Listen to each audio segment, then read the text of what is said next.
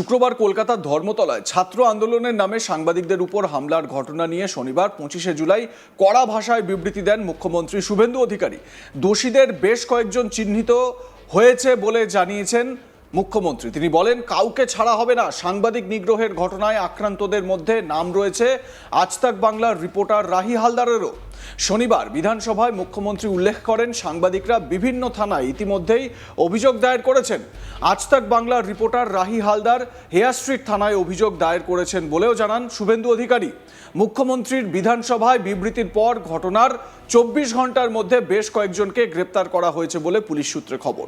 ধৃতদের নাম ইমরান খুরশিদ, আরশাদ আলী ওরফে সাজিদ, মোহাম্মদ মঈনুদ্দিন, মোহাম্মদ আলমগীর ওরফে রাজু, ইমরান আহমেদ ওরফে গোপী, খালিদ রেজা ওরফে রিঙ্কু, জমির আহমেদ ওরফে মিনকু, মাহসিন খান, দীপক ভৌমিক ওরফে ভিকি, মোহাম্মদ আজাদ ও মোহাম্মদ আফরোজ। এর মধ্যে আজাদ ও আফরোজ ভিন রাজ্যে পালিয়ে যাওয়ার চেষ্টা করছিল বলে অভিযোগ। তাদের অন্ডালের কাছে দুর্গাপুর এক্সপ্রেসওয়ের উপর থেকে ধরা হয়েছে বলে পুলিশ সূত্রে খবর। এই ঘটনায় ইতিমধ্যেই কলকাতার হেয়ার স্ট্রিট থানায় 6টি এবং এন্টালিতে একটি, অর্থাৎ মোট 7টি মামলা দায়ের করা হয়েছে। শনিবার বিধানসভায় মুখ্যমন্ত্রী বলেন, এই ঘটনায় ধৃতদের বিরুদ্ধে গুন্ডা দমন আইনের ধারা যুক্ত করা হয়েছে। সদ্য বিধানসভায় এই আইন পাশ হয়। মুখ্যমন্ত্রী শনিবার বলেন, এই ধরনের অপরাধের জন্যই এই আইন পাশ করা হয়েছে বিধানসভায়। কোনো কুখ্যাত লোককে ছাড়বো না। আফরোজ, নাহিদ, তানভীর, রাহুল, জামালদের ছাড়বো না। গুন্ডা দমন আইনে এমন ব্যবস্থা নেব যাতে গুন্ডাদের এক পুরুষ নয় 3 পুরুষ মনে রাখবে। সাংবাদিকদের উপর আক্রমণের তীব্র নিন্দা করছি। নিট বিক্ষোভে আজ তাক বাংলার সাংবাদিকের উপর নিগ্রহের ঘটনায় শনিবার বিধানসভায় দাঁড়িয়ে ক্ষোভ প্রকাশ করেন মুখ্যমন্ত্রী শুভেন্দু অধিকারী। তবে শুধু আজ তাক বাংলার সাংবাদিক নন, আহত হওয়া অন্যান্য সাংবাদিকদের প্রতিও সমবেদনা জানান মুখ্যমন্ত্রী। নিট প্রশ্ন ফাঁসের প্রতিবাদে শুক্রবার বিকেলে রণক্ষেত্র হয়ে উঠেছিল ধর্মতলা চত্বর। বিক্ষোভকারীদের একাংশ পুলিশ কর্মীদের লক্ষ্য করে জুতো ও জলের বোতল ছোড়েন বলে অভিযোগ। আক্রান্ত হন কয়েকজন সাংবাদিকও। আর সেই সাংবাদিকদের মধ্যে ছিলেন আমাদের আজ তাক বাংলার প্রতিনিধি রাহি হালদার, অনির্বাণ সিংহ, ইন্দ্রজিৎ কুণ্ডুরা। শুক্রবার যখন বিক্ষোভ প্রতিবাদ চলছে, ঠিক সেই সময় দেখা যায় বেশ কয়েকজন যুবক যারা আমাদের আজ তাক বাংলার প্রতিনিধিদের দিকে তেড়ে আসেন। তারপরই ক্যামেরা তারা ধরে ক্যামেরা বন্ধ করতে যান। ক্যামেরায় ধরা পড়ে সেই সমস্ত মুখ যারা আমাদের প্রতিনিধিদের ওপর চড়াও হয় এবং মারধর করে। এমনকি সেখানে আমাদের একজন প্রতিনিধির ফোনও চুরি করে নেওয়া হয়। রাহি হালদার, দেখতে পাচ্ছেন সেই ভিডিও, রাহি যখন কাজ করছিলেন, তার সংবাদ পরিবেশন করছিলেন, সেই সময় তার ফোনটি চুরি করে নেয় এই ককরোচ জনতা পার্টি সো কল্ড ছাত্ররা। তো বিধানসভায় মুখ্যমন্ত্রী শুভেন্দু অধিকারী এ প্রসঙ্গে কি বলেছেন শুনুন। লিখিত অভিযোগ পেয়েছি, মোট 6টি মামলা রুজু করা হয়েছে এবং এই মামলাগুলিতে এই বিধানসভা থেকে পাস হওয়া গুন্ডা দমন আইন যুক্ত করা হয়েছে।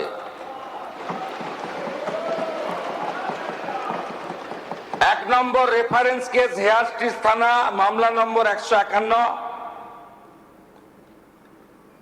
অভিযোগকারী Rahi Haldar. Reference 2 Hare Street থানা, মামলা নম্বর 152। এইভাবে মোট সুনির্দিষ্টভাবে 6টি মামলা দেওয়া হয়েছে। মোট 6 না 7টি মামলা, এন্টালি থানাতেও একটি মামলা হয়েছে। এই মামলাগুলোতে গুন্ডা দমন আইনকে যুক্ত করা হয়েছে এবং প্রায় 70 জনকে চিহ্নিত করা হয়েছে, যাদের একজনও ছাত্র নয়, যারা একজনও সেলফ ডিক্লেয়ার ককরোচ পার্টির মেম্বার নয়, যারা একজনও নিট সংক্রান্ত আন্দোলনকারীদের অংশ নয়। একই সঙ্গে যারা এই কাণ্ড ঘটিয়েছে তাদের নাম প্রকাশ্যে এনে মুখ্যমন্ত্রী বলেন, কোনো কুখ্যাত লোককে ছাড়বো না।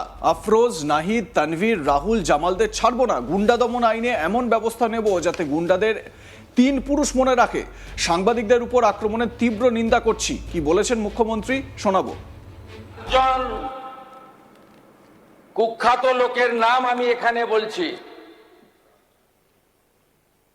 যাদেরকে আমরা ছাড়বো না। আরো বাকিগুলোর নাম তো আমি এখানে বলে সময় নষ্ট করব না। Afroz of Rajabagan, Nahid of Khidirpur, Tanvir and Nizam of Iqbalpur, Rahul Jamal of Watgunge. এই পাঁচটা গুন্ডার নাম আমি এখানে ঘোষণা করলাম।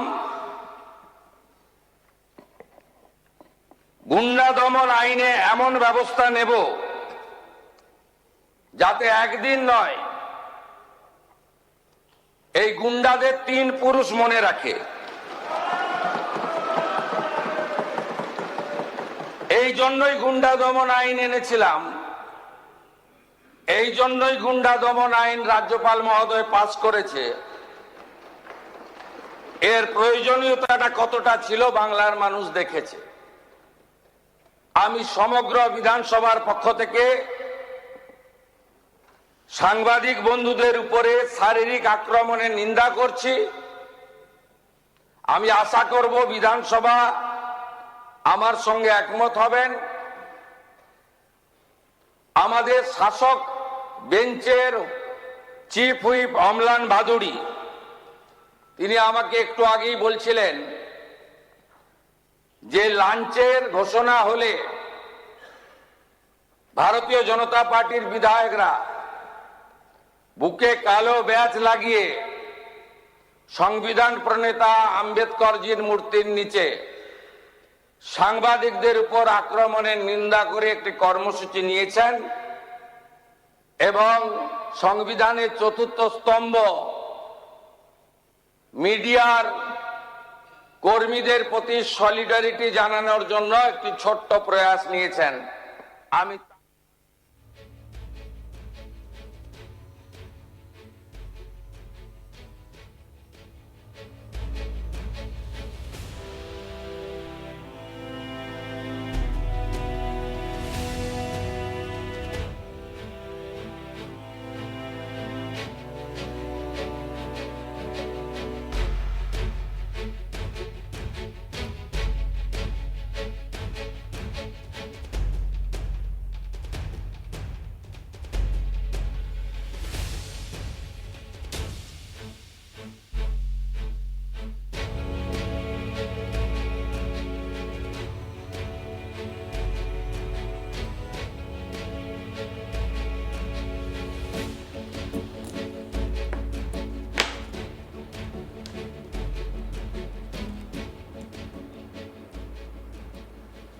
আপনাদের মতামতের বিষয়ে কি জানাতে থাকুন, দেখতে থাকুন আজ তাক বাংলা।